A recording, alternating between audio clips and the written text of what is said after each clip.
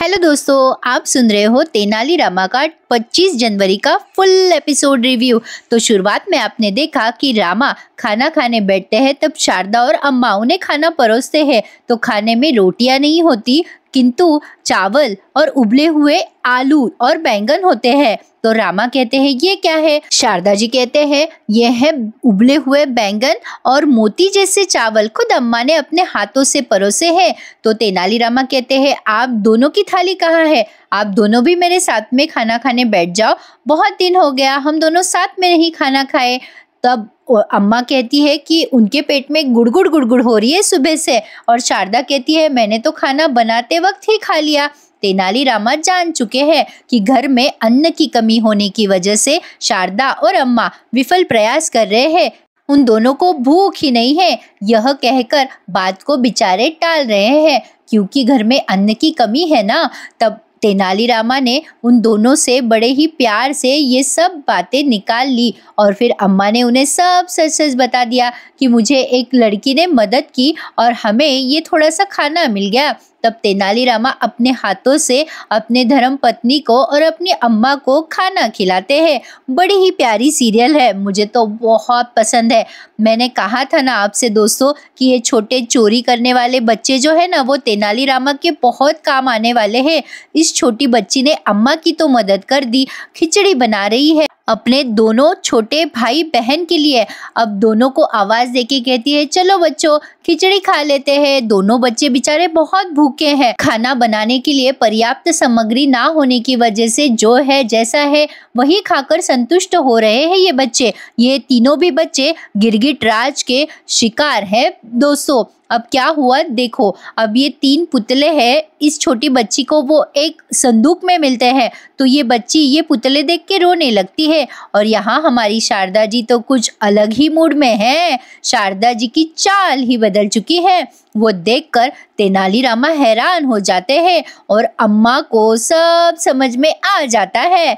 पर तेनाली रामा जब पूछते हैं अम्मा इसे क्या हो गया, तब अम्मा कहती है पता नहीं। अब खाना खाने के बाद जब तेनाली रामा हाथ धोने के लिए वहां आते हैं तो शारदा जी अपनी कोयल जैसी आवाज में उन्हें बहुत ही प्यार से प्रश्न पूछती है क्यों जी, आपको आपका प्रण याद है ना? तब तेनाली रामा अपना प्रण थोड़ा भूल जाते हैं, मतलब जो प्रण उन्होंने लिया था शारदा जी के लिए वो प्रण वो भूल ही जाते हैं और कुछ दूसरा ही प्रण याद आता है उनको। पर शारदा जी यहाँ पे प्रयास कर रही है, ऐसे क्या करते हो जी? आपको आपके धर्म पत्नी के चाल चलन से नहीं समझ रहा क्या?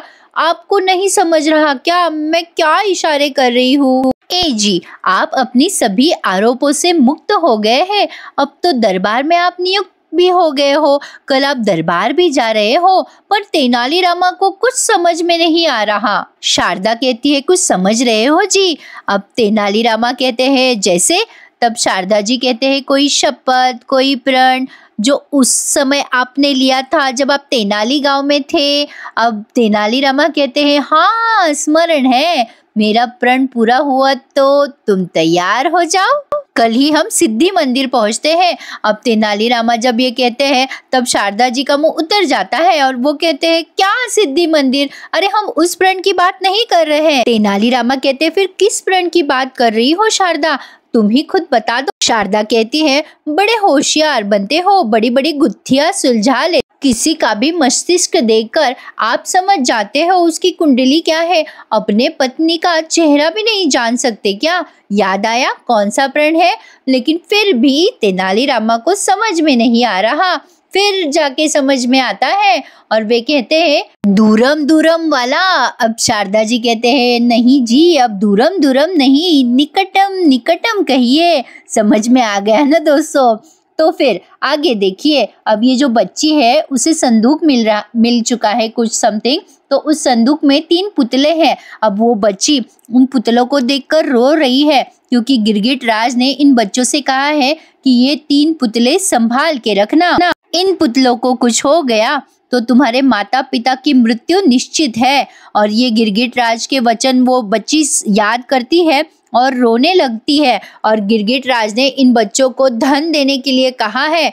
अब उनकी जो बड़ी बहन है वो आकर इन बच्चों को शांत करके समझाती है कि सब कुछ ठीक होगा बच्चों, तुम दोनों चिंता न करो, हमारे माँ बाप के लिए जितना भी सोना चांदी चाहिए हम सब जमा कर लेंगे और जल्द से जल्द हमारे माता पिता को छुड़ा लेंगे। बस थोड़ी सी हिम्मत इकट्ठा करनी है हमें। ऐसा कहकर ये बच्चे एक दूसरे से लिपट जाते हैं। बेचारे गिरगिट राज का शिकार हो चुके हैं। अब यहाँ देखिए, यहाँ पे तो शारदा ने अपनी विशेष रात्रि का प्रयोजन किया है। तब प्रयोजन करने के बाद जब दोनों भी कमरे का दरवाजा खोलते हैं तो दरवाजे के ऊपर से बहुत सारी धूल शारदा के ऊपर गिर जाती है। और फिर क्या, शारदा बहुत चिढ़ जाती है और तेनालीरामा कुछ नहीं कर पाते। लेकिन अब शारदा कहती है, क्या जी, इतने दिनों के बाद विशेष रात्रि का मुंह देख रहे हैं पर फूल बरसने की बजाय धूल बरस रही है। तब तेनालीरामा कहते हैं, षड्यंत्र है। अरे षड्यंत्र है पगली, षड्यंत्र।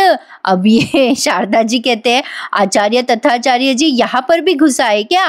तेनालीरामा कहते हैं, नहीं पगली, प्रकृति का षड्यंत्र है हमें मिलाने के लिए, हमें और निकट लाने के लिए। सकारात्मक सोच रखो पगली। अब ऐसा कहने के बाद दोनों भी अपने शयन कक्ष पर जब जाते हैं और ज्यादा निकट आते हैं एक दूसरे के, तब शयन कक्ष ही टूट जाता है। उनका जो बिछौना है ना, वही टूट जाता है। अब शारदा बेचारी रोने लग जाती है। क्या जी, विशेष रात्रि को तो शयन सजाते हैं और हमारा शयन तो ऐसे ध्वस्त है जैसे कि भारी आंधी में सूखा पेड़। तब तेनालीरामा कहते हैं, नहीं शारदा, युक्ति है युक्ति। शारदा कहती है, अब किसकी युक्ति है? तेनालीरामा कहते हैं, अरे पगली, अरे इस समय की युक्ति है, इस अनमोल पल की युक्ति है। ये पल चाहता है कि ये विशेष रात्रि की स्मृति हमारे लिए सदैव स्मृति बन जाए। सकारात्मक सोच शारदा, सकारात्मक सोच। अब शारदा फिर से कहती है, उठा लो उठा लो। तब तेनालीरामा उन्हें उठाते हैं। तब शारदा कहती है, हमें मत उठाइए, आप ना ये बोरिया बिस्तर उठा के बाहर चले जाइए। ना ये समय ना ये स्थान कुछ भी अनुकूल नहीं है। ये टूटा हुआ पलंग, चरमराती धूल, ये सब हाथ जोड़ के विनती कर रहे हैं हमसे कि यहाँ मिलन की रात मनाकर इनका उपहास ना करे।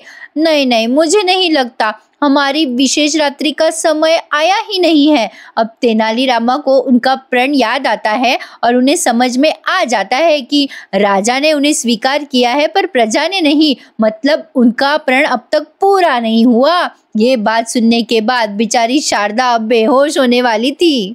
तेनालीरामा कहते हैं, मेरा मान स्थान और मान सम्मान मुझे तभी मिलेगा शारदा, जब विजयनगर की प्रजा मुझे स्वीकार करेगी।